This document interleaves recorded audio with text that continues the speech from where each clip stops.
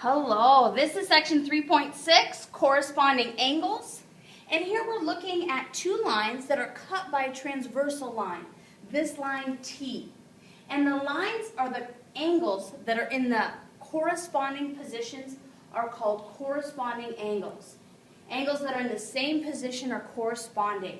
So angles A and B are corresponding angles, angles C and D are corresponding, angle E and F is corresponding, and angle G and H are corresponding. For this picture, line T is the transversal, and let's look at some rules we have about that. If we have two coplanar lines cut by some transversal, then we say the two corresponding angles have the same measure, then we know the lines are parallel.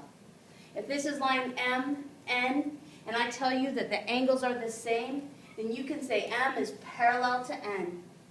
And we also know if the lines are parallel, then the corresponding angles have the same measure. It goes in both directions. For example, if I give you two lines, and I tell you that two of your corresponding angles have the same measure, then you can say angle or line X is parallel to Y. And in the same idea, if I give you two lines, M and N again, and I tell you, hey, these lines are parallel, this angle is 105, find this angle. If you know that these lines are parallel, then this angle must be the same 105 degrees. We have the definition of slope. Here we've seen the definition of slope before. It's rise over run. It's the difference in y divided by the difference in x. And often we call it m, because we're used to y equals mx plus b to graph our lines, right?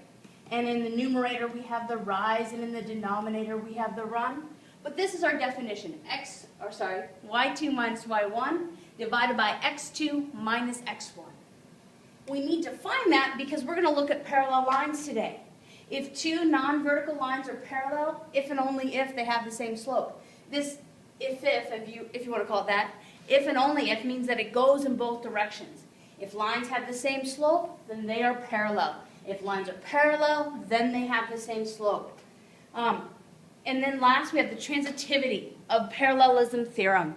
In a plane, if line L is parallel to line M, and line M is parallel to line N, then L is parallel to N. Let me write this in a nice, neat way. If L is parallel to M, and M is parallel to N, then I can conclude that L is parallel to N. L is parallel to N. All right, for tomorrow, I'd like you to draw this transversal on a sheet of paper. Tell me which line is the transversal, which angle corresponds to B, and if the measure of angle A equals 105, what is the measure of every other angle? I'll give you a hint. Measures A and C are what kind of angles? They're vertical angles, aren't they?